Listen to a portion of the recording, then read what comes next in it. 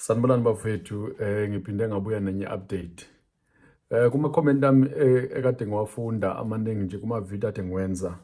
Abantu abaningi bebefuna ukuthi sike senze i-update with i-case kaSenzo Meyiwa.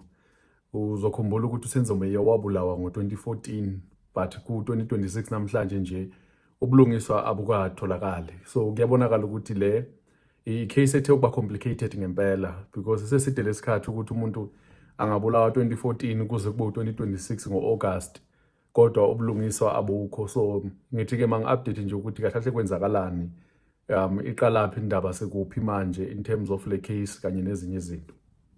Now if umuntu ojwayele ukungilandela noko uzokwazi ukuthi ezinye izinto sezisebenza kanjani.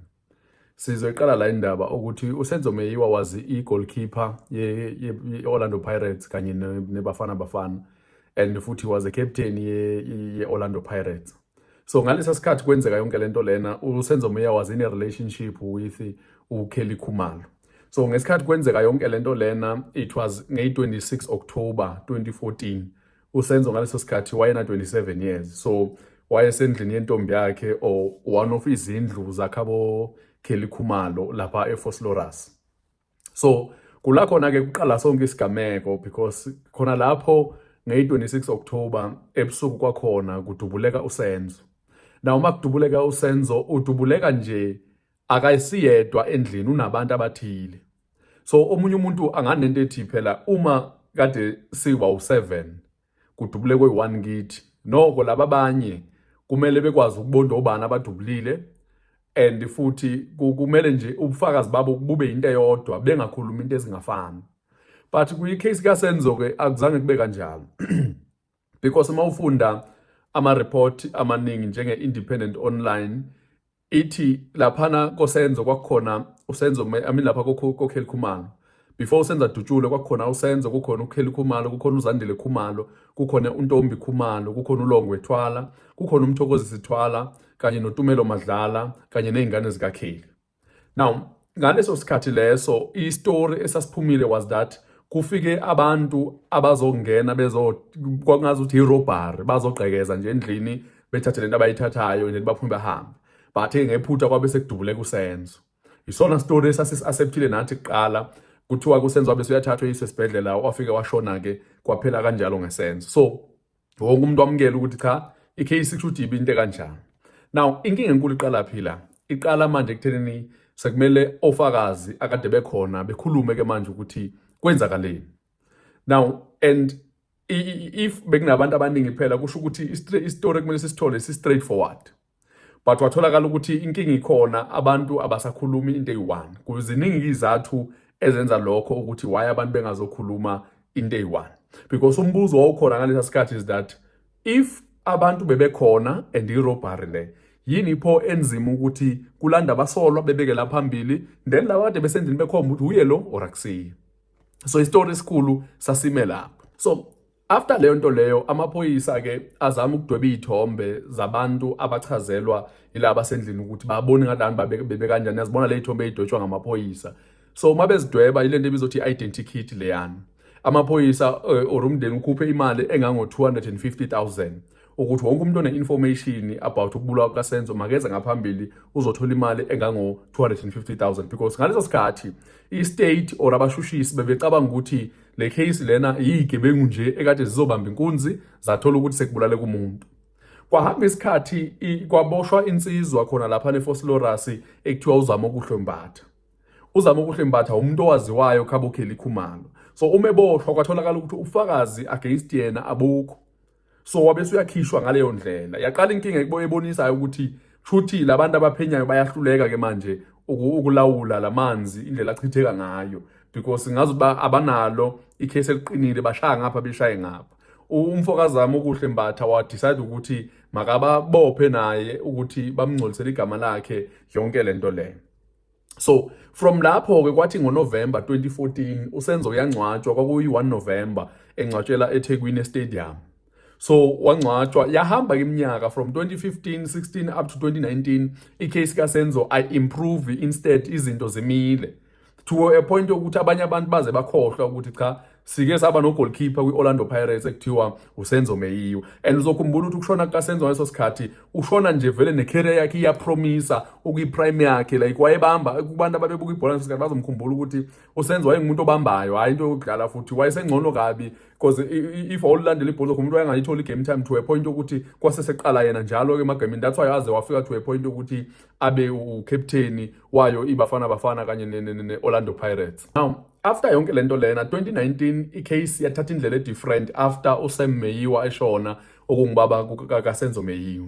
Ushona nje ingane yakhe ayitholanga ubulungiswa. So 2019 kungena iAfriForum, le organization yamabhunu, ingena izoncedisa ifamily yakwaMeyiwa ukuthi bathole ubulungiswa. Uzolikhumbula lecala ukuthi kwaba into engathi iyaduma nase South Africa ukuthi kanjani ukuthi amabhunu ancedisa abantu abamnyama sikhona. Yaphinde le case yathola iattention futhi ukuthi mayiphinde ibuyele back ecourt. Kwathi ngo2020 yaphinde yabuyele ecourt. This time around i-information yashintsha ekuthenini asilana asibheki abantu akade bezobamba inkunzi kwadubuleka umuntu ngephutha.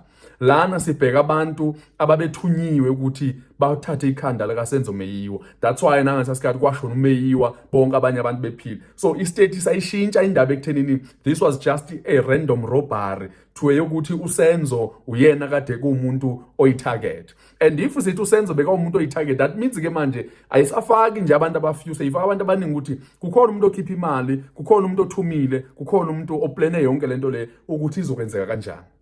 Now umsebenzi westate ke manje ukuthi siprove ukuthi le case akusasiyo ukuthi abantu nje irobbery nje ukuthi bazwile ukuthi hayi ngathi kunabantu la masingene sibaba inkunzi. Instead abantu abazile ukuthi ngesikhathi esithile uSenzo uzobehlela endlini and uhleli nabantu abangaka ngesibasabe noma kuthiwa bakhona ngeke benze next because nathi sithunyiwe la.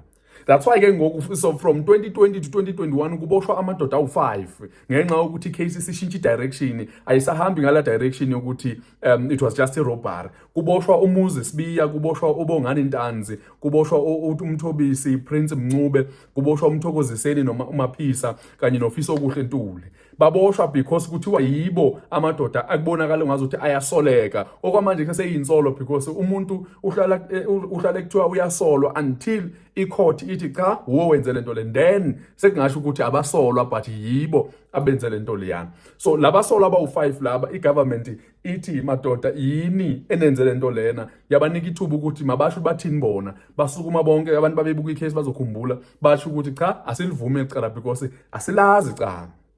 Now istate ngaleso sikhathi asisho ukuthi nina nithatha isibhamu nadubula nonke, sisho ukuthi kunama role eniwadlalile a different noyi5 ukuze kutholakala ukuthi uSenzo sezithola emathuneni. So sekumele ke abashushisi beprove ukuthi uFiso Kuhle Ntuli wenzeni, uMaphisa wenzeni, uNcube wenzeni, uNtanzi wenzeni kanye noSibiya wenzeni, so that lamadoda lawa abese ayajeza for yonke le case le. Obviously ke uzokhumbula ukuthi emavideo namaningi ngihlale ngisho ukuthi igovernment or istate senza show ukuthi asithathi or bayazama ukwenza show ukuthi asisi umuntu ongenacala ejele. Uyakhumbula ngenze enye ivideo ngithi kungcono ukuthi umuntu oguilty aphume ngaphandle engaboshwa than ukuthi innocent ongenzanga niks ongenacala angene ejele. So that's why ke kumele ukuthi uma kudilwa nale inkinga ezikanjena kungaxhamazelwa ukuthatha isikhathi. Sometimes ke kuthothi isikhathi is just too much. Dangale case kaSenzo, I know izinto zithatha isikhathi, but this time around it is just too much ukuthi into ya 2014 ngo2026 ayikasolveke. It does not make sense. Kuyabonakala ukuthi zikhona izinkinga. Now that amadoda awu5 aboshiwe, istate ke manje siza necase ethi ubufakazi babo buhamba nento ethi oqala sibheka ofakazi, sisebenzisa ofakazi ukuthi lamadoda aboshwe. Sizophinde sisebenzisa ama-confession bazivumela bona ukuthi crime bayenzile. Sophinde sibheke i-evidence esiyithole emafonini, siphinde sibheke i-evidence esiyithole emotweni zabo ukuthi ngesikhathi esithile imoto le kade behamba ngayo ibipake la ehostel, yasuka ehostel eFoslo kwathi ngakusasa yaphinde yabuye ehostel. Sophinde sibheke inhlavu nesibhamu esisetshenzisiwe ukuthi yiso nesesibulala uSenzo, ibona ubufakazi abanabo kanye ne-DNA ukuthi lento ayigqokile yasala lapho kwi-crime scene, mhlawumbe isigqoko or ijezi or noma iring or yini eyasala la ngesikhathi nenza lelo bobugebengu. Sizobe sizayibheka ukuthi bukhona ubufakazi sibuthola kule ring obuthinta omunye walamadoda la, kanti kuphinde kubhekwe nokuthi ngesikhathi lamadoda ayenza lamadoda a day before uSenzo ashone nokuthi ayenzani ngelanga uSenzo azoshona ngalo nokuthi ayenzani ngesikhathi usenze eseshonile. So abashushisi or istate sithi siphethe leyo evidence against because abafuni ukuthi bamake evidence eyi-1, bafuna ukuthi kube into engathi i-chain lena ibamba kwanto esendleleni yayo. Now la madoda ke njengoba ngishilo ukuthi awazange akuthiwa ukuthi enze irole eyi-1 wonke umuntu udlala indima yakhe la. That means nomuntu uzothola isigwebo sakhe according to indima ayidlalile. Onje umzekelo nje ngishoyo sinomfo lapha ekuthiwa uMthobisi Ncube. uMthobisi Ncube kuthiwa uyena owayephethe isibhamu futhi uyena osolakala ukuthi wadubula. And futhi kukhona iphoyisa ekuthiwa uConstable Sizwe Zungu owafakaza ukuthi ngesikhathi kwenzeka yonke lento lena babe bonke yenzeka lento lena. So bonke lokhu kuseseyiside labashushisi, kuseseyiside le government ukuthi yona ithini ngale case. uSizwe Zungu lo uConstable Sizwe Zungu engikhuluma ngayo oyiphoyisa owayephoyisa ngalesa sikhathi uthi wayena lamadoda ngesikhathi ahlele hostela. So icourt izama ukubona ke manje or abashushisi ngathi court because icourt abantu abalalele ukuthi iliphi side lenza sense izama ukubona ukuthi so if bebe together before bebulale bahamba bonke baya la bayobulala khona baphinde bayiplana bonke lento le baphinde babuyele endaweni eyi-1 leyo nto le if iqiniso okusho ukuthi kungenzeka ukuthi i-state abashushisi banobufakazi obunzulu obungafaka amadoda kude. But ke amaloya ale insizwa abuhlakaza kakhulu lobufakazi eveza ukuthi akhona amaphutha enzekile ngesikhathi kutholakala bonke lobufakazi behlasela kakhulu yena uZungu lo ukuthi ungufakazi ongathembekile, so akakwazi ukuthi bangathatha ubufakazi bakhe. Kwangathi ke nabashushisi bayaluza ngalapho singasho ukuthi isikole siba 1-1 ke manje because naba abashushisi laba babuya ngamandla. Now enye into eyenze le case delay kangaka is because of ubufakazi obuthinta uBongantanzi. Kwenzeka lento ekuthiwa i-trial within a trial. Uzokhumbula nje manje einsukwini ukuthi uKate Mahlala naye bekeke kwenzeka lento ekuthiwa i-trial within a trial ukuthi sikhuluma i-trial yokubulala. But ke manje kube nokuthi njengoba sikhuluma indaba ukuthi kwabula uSenzo bese ithina abashushisi sithi sinobufakazi obubonisayo ukuthi uBongantanzi wabulala. Then bese question yabo ithi nibthole kanjani lobufakazi ukuthi wabulala. Uthola ukuthi ngenza nje example angisho into eyenzeke. Uthola ukuthi samshaya uBongantanzi ukuze akhiphe lobufakazi. Okusho ukuthi manje waforcedwa ukuthi akhiphe ubufakazi, akubona ubufakazi obuyiqiniso, ubufakazi bokuthi wayesaba induku. So uyabona ke manje ukuthi asisakhulumi ngecase ukuthi ubani wabulawa, but sesikhuluma ngokuthi ubufakazi butholakala kanjani because ubufakazi awuveli ubuthathe noma kanjani. Ubufakazi obusebenzisekayo ubufakazi obutholakala ngokusemthethweni.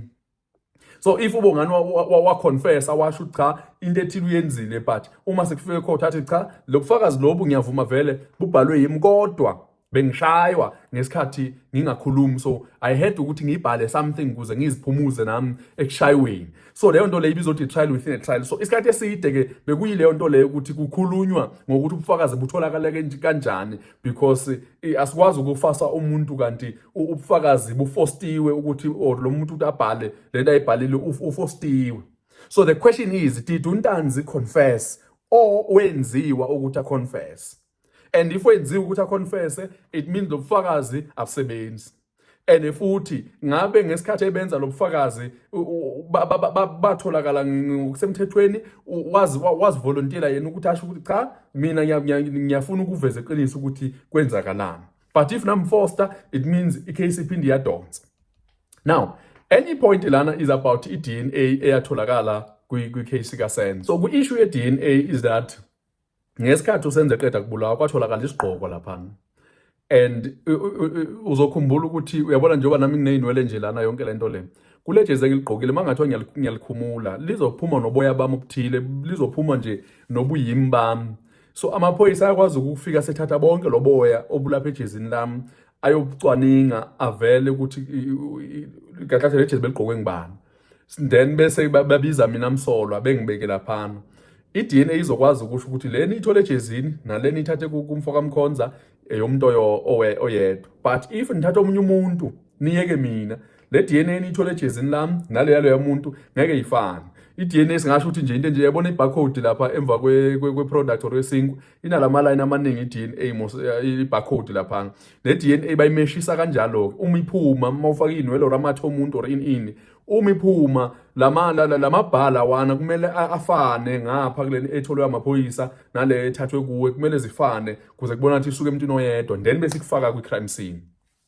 But-ke kulesigqoko kuthiwa-ke manje lamaloya alwela ley'nsizwa ekuthiwa zisolwa ngokubulala usenzo athi le DNA ayivezi lutho ukuthi la madoda aye laphana. At the same time nabashushisi bathi le ayisho ukuthi iyabasusa kwi-crime scene, ayibafaki futhi ayibasusi. So lento leyo kuseseyinto controversial namanje because abashushisi bathi le ayibafaki le istate sithi ayibasusi futhi. Okusho ukuthi manje uyabona ukuthi lana sekuyinto sesikhuluma ngento ezibucayi fumana ukuthi 2 days yonke sikhuluma nje ukuthi iyabasusa or ayibasusi. So ezinye izinto ezi-eda ukuthi le case uthola ukuthi isidonse kakhulu because istate sithi lesigqoko esikhuluma ngaso sasigqokwe nguMthobisi Ncube and abaloya-ke kaMthobisi Ncube ayala ukuthi cha akusinjalo akusona isigqoko sakhe because akusho ukuthi ngenxa ukuthi into uyithole la kubulawe khona umuntu seyibhilonga kuye. Angikwenze i-example, ubudla ichapisi uyihambela la uyihambela khona wayilahla isigqoko sakho mhlawumbe usifake nje la ngemuva kubhaka wakho uyihambela nje esigangeni siphephuka isigqoko sakho siwe kudlule nje isigqoko sakho sihleli laphana kubulawa umuntu alahlwe khona laphana. If amaphoyisa evala leya ndawo kuzobe ngathi nawe unesandla ekubulaleni loya muntu ngenxa isigqoko sakho or ichapisi yakho itholakale laphana. So leyo nto leyo ayisho ukuthi ugangile, at the same time ayisho ukuthi awuganganga. So nakwi-case kaMthobisi Ncube injalo ukuthi as much as isigqoko sakhe sitholakala lapha it doesn't mean ayiprove lento leyo ukuthi umbulala usenzo, at the same time ayimsusi ekuthena kusuye obulala usenzo. That's why ke le case idreke kangaka because of into ezinjalo ezincane la kumele ku-adjustwe khona ukuthi cha isigqoko sitholakele but nansi indaba la engakhona. Now bunye ufakazi istate esibhekane nabo ukuthi ngubani owadubula, ngubani owashaya le bullet elabulala usenzo because kuyenzeka ama-bullet aphume 05 but uthola ukuthi la u3 aphume kuqala ageje wonke, mhlawumbe bewashaya ngomunye or bewashaya nguwe or mtholi bewashaya ngomunye wena washaya eli1 la straight kusenzo lambulala. Lento le isho ukuthini? Isho ukuthi wena ufuneka kakhulu more than lo shaya u3 adubula ibonda adubula ini kufuneka wena oshaya ibullet elingene emntwini kakhulu.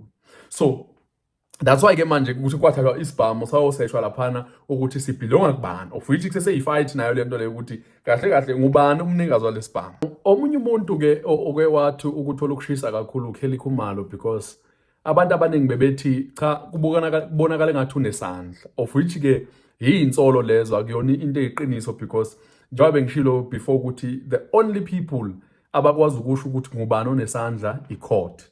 So thina sibukele thina silalele indaba nani asikwazi sithi uKelly Khumalo unesandla or akanasandla because so bese siyacela ukuthi size ngaphambili sibuze ukuthi usho ngani ukuthi unesandla, ibuphi ubufakazi obuphethe and of which if awukwazi ukukhipha ubufakazi kuzobe seke uyasuwisho ukuthi ungcolisa igama lika Kelly Khumalo or in part kudala abantu bebiza ukuthi cha no Kelly Khumalo akekeze ngaphambili azoveza. Enye question ukuthi lo muntu owayebulala usenzo or lo wabiza le hit yokuthi kushaye usenzo wayezobenefita ini? Yini le ayezoyizuza after usenze efile? Was it because of umona or was it because of ezinye izinto ezinemali phakathi? We don't know. But angifuni ukuthi sibe ngabantu abasusa noma yipi possibility. Masivele samukele ukuthi noma yipi possibility possible. Because ngeke umazi umuntu ukuthi angakubulalelana egcineni. Omunye umuntu uyakwazi ukubulalela ifone, omunye umuntu uyakwazi ukubulala because unomona, ufuka ukuthi unesikhwele ngawe. Omunye uyakwazi ukubulalela ukuthi kwi-team odlalela kuyo usungcono kupromotewa wena more than abanye abantu. So ngeke sazi until icourt isitshele ukuthi kahle kahle kwenzakalani ngesikhathi usenze bulawa and nokuthi wabese ubulawelana. Now that ngibalisele the case bese yavalwa last year ngo-24 July. Ivalelwa hayi ukuthi ivalwa ukuthi baqedile ngayo, ivalwa kwiside le labashushisa ukuthi sebaqedile. So manje sekuza ke manje iside lani labantu abazodefenda leyinsizwa ezikhona. Iside labo ke elenza le case ibe weak ukuthi ngesikhathi usenze eqeda kubulawa i-crime scene ayizange ivikeleke ngendlela e-right. That means kukhona ukungcola okwenzeka kwi-crime scene, lento ekuthiwa iyaba-tampered with. Ukubone mos amaphoyisa afika ivale nge-tape indawo so that yonke into lapha ibe ufakazi. But-ke amaloya ale nsizwa atholile ukuthi indlela i-investigation yenziwa ngayo inenkinga. Ofakazi bakhuluma into engafani, lo uthi even nalabo basendlini ababebukhona ngesikhathi ebulwa but bakhuluma into engafani, akekho ukukhuluma istory esizwakala kahle kwenzakalana. Ezinye ze-statement ziyachithwa because kuthiwa azitholakalanga ngendlela e-right.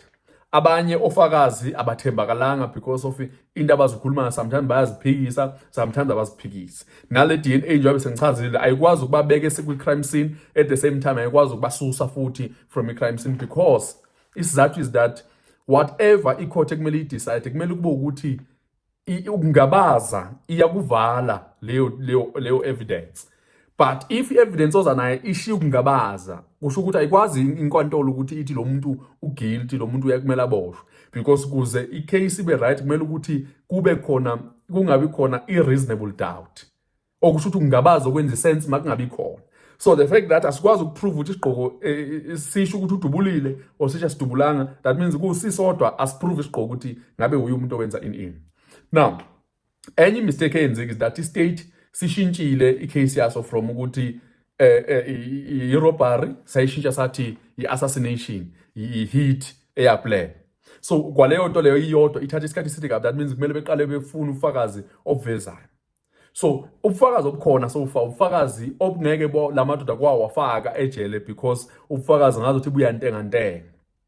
So into is that ba-arguisha ukuthi i-state siyahluleka ukubanika i-evidence enough eshoyo ukuthi lamadoda abawaphethe ambulala uSenzo. So even if i-defense yabo iphika, amaloya abebaphikela, but into abame ngayo kakhulu ukuthi i-state masiprove sona ukuthi lamadoda ambulala uSenzo. So kunzima ke for i-state ukuthi siprove, because the more i-case ihamba, the more i-case ibandala. You can imagine kwenzakalani kofakazi, you can imagine kuma-eyewitnesses kwenzakalani, because khona abantu ababona but isikhathi seside kakhulu. Ungathola ukuthi kunezinto abangasazikhumbuli eziphikisana nento abazibhala phansi. So kuningi okwenzakala ukwenza ukuthi le case idonse kangaka. But umzekelo kusukela manje nje manje ngo-August ikhona i-development eyenzekele, because i-defense isaqhubeka nale case, and one of abofakazi omunye bathi uQiniselani Buthelezi. uQiniselani Buthelezi ukhuluma indaba yokuthi uzokhumbula ukuthi bekumele ngabe ufakazile so that i-case iye phambili, but washintsha umqondo ke wathi cha, ngeke asakwazi ukuthi aqhubeke alethe ubufakazi, because ubufakazi bebuzonceda kakhulu ukuthi i-case iye phambili. Now waphinde wakhala ngokuthi le statement ayisibhalile asisafani ne-statement asizwayo mase sikhulunywe court. So usola ukuthi uBrigadier uBongani Gininda wabe ushintsha istatement sakhe lo oyi-investigator kule case le. So lokuphikisana kuba inkinga kakhulu, because kulokho kudelay yonke lento le. But ke ngama report engiwatholile kuthiwa uphinde wavuma ukuthi uzotestifya or into etheni, but we don't know ukuthi izothini into yakhe. Now imbuzo kumele siyibuze yona nje ukuthi ngubani owadubula uSenzo? Ingabe kwakuyi-robbery nje or vele kwakhona into eplaniwe? And if eplaniwe, ngubani owa-organize ukuthi uSenzo makabulawe? Wayezobenefita ini lo muntu loyo? Nalokuthi ingabe ngubani owaye-involved? Ingabe i-girlfriend kaSenzo yayi-involved? Ingabe ifamily yayi-involved? Ingabe i-friends zazi-involved? Or it was just i-robbery nje that gone wrong, because kuyenzeka niyigebengu nithi niyobamba inkunzi kanti nifike nenze into zibe worse than le kade niyiplanile. Ingabe nalamadoda awu-5 abanjiwe yibona ababulala ngempela, or umbulalo usahlelele ngaphandle uyayihlekela nje ukuthi bamoshe isikhathi because ayikho lento le abayenzayo? I-case sithathe 12 years yonke, and it's not because amaphoyisa are slowly, it's because of izitori ziyashintsha, i-evidence iyaphikiswa, kunama-challenges asemthethweni lokuphikisana ngamagama omthetho, olontuza ofakazi bayaziphikisa, bayaziphendula nalaba abanye aba-accused. So i-case nje eyindida leyo engazi nami ukuthi iyogcina itheni, but nginento ethi uma le case ingathola i-political will, umsindo from ama-political parties, ingahamba igcine yenzeka, because if uyabheka into eyenzeka lapha ku-IDEC, indlela ama-investigations enziwe ngayo kwisayidi lamaphoyisa amakhulu esiwathembile, kukwenza udoubt ukuthi ngabe yonke lento eyenziwa iklini ngale ndlela ukuthi iklini ngempela okwenzakalani, because ekugcineni we must leave i-room for i-disappointment. So I thought manginibeke up, and then maliqhubeka icase ngizophinde ngibuye nenye update. But I also must say ukuthi lento engiyikhulume la, it does not mean ukuthi cover yonke into eyenzeka since 2014 to 2026. Just a summary, because angeke ngikwazi ukwenzela ivideo ka 5 hours. So this is just a summary ebonisayo ukuthi ihambe yafika phi indlela.